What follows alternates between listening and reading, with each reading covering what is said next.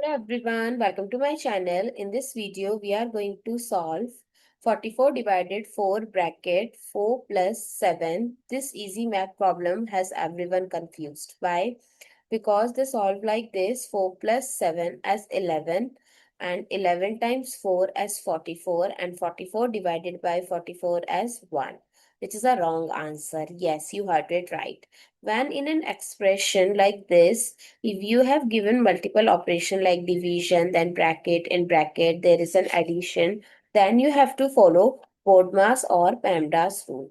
Comment down below in your country what you called. As per this rule, first you have to solve the parenthesis, then exponent, then multiplication and division both have same priority. Similarly, addition and subtraction. So first solve the parenthesis.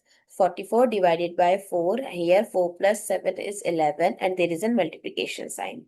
Now we know that multiplication and division both have same priority, but what people forget that we have to always solve from left to right.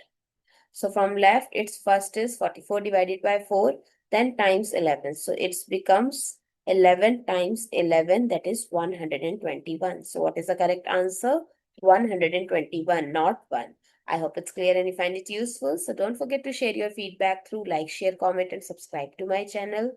Thanks for watching. See you in the next